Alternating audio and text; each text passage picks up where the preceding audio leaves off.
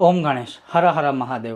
હવે પિતૃદોષ છે એવું ક્યારે ખબર પડે? તો એની હું 2-4 તમને પોઈન્ટ કહીશ જે રિસર્ચ કરેલું છે અને જે તમે પણ ધ્યાન રાખીને આને સમજી શકશો તો તમને ખ્યાલ આવશે કે જ્યારે પિતૃદોષ હોય કે પિતૃ નિરાશ હોય ને ત્યારે શું હોય, ઘરમાં અમુક એવી અઘટિત ઘટનાઓ બને ને કે જેની ઉપર આપણને વિશ્વાસ ના થાય. એક શું થાય ખબર છે કે જ્યારે તમે ખાવા બેસો ને ત્યારે વારંવાર એમાંથી વાળ નીકળે. હવે જુઓ, વાળ નીકળવું એ સામાન્ય છે, એ ક્યારેક બને ને તો બરાબર છે, પણ જ્યારે વારંવાર એવું બનતું હોય ને ત્યારે સમજી જાઓ કે કંઈક ગડબડ છે.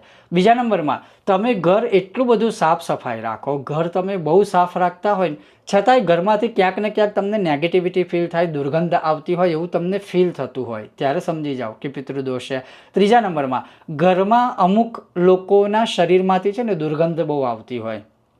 હવે એના કારણો અલગ અલગ હોઈ શકે, એ અલગ વાત છે, પણ માની લો કોઈ માણસ હમણાં સ્નાન કરીને આવ્યા છે અને સરસ મજાના સાબુ કે ગમે તેવું સુગંધિત દ્રવ્ય વાપર્યું છે, છતાં પણ થોડી વાર પછી એના જ ઘરના સભ્ય એને કહેશે કે ભાઈ તારા શરીરમાંથી બહુ જ ગંધ આવે છે, દુર્ગંધ આવે છે. સમજી જાઓ કે આ પિતૃદોષ છે.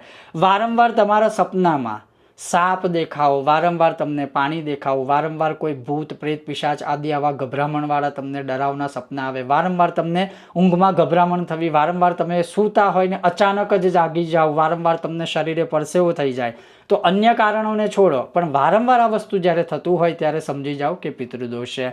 બીજા નંબરમાં, કે તમે હજુ એક મુશ્કેલીમાંથી બહાર નથી નીકળ્યા અને નવી મુશ્કેલી આવીને ઊભી જ રહી છે, તો સમજી જાઓ કે પિતૃદોષ છે. ત્રીજા નંબરમાં, કે તમારા ઘરમાં એવું માનો કે કંઈક ના કંઈક ખાડો પડતો જ હોય. ખાડો એટલે કે તમે એકમાંથી બહાર નથી નીકળ્યા અને બીજું નવી તમારી મુસીબત કે આફત તમારા ઉપર આવીને બેઠેલી છે, તો સમજી જાઓ કે પિતૃદોષ છે. એવી અઘટિત ઘટનાઓ થાય કે તમને વિશ્વાસ ના આવે ત્યારે સમજી જાઓ કે પિતૃદોષ છે. તમે જ્યારે શુભ કાર્યો કરવાનો કંઈક પ્રયત્ન કરશો ને ત્યારે એમાં અડચણો આવશે ત્યારે સમજી જાઓ પિતૃદોષ છે. બીજા નંબરમાં એક મહત્વપૂર્ણ વિષય છે કે જે મેં સંશોધન કર્યું છે, જ્યારે કોઈ સારા તહેવાર આવશે ને એના 2-4 દિવસમાં માની લો કે ઘરમાં જ્વાળામુખી ફાટશે, એટલે કે ઘરમાં કંકાસ ઝઘડો બધું ચાલુ થશે, આખો તહેવાર બગડશે.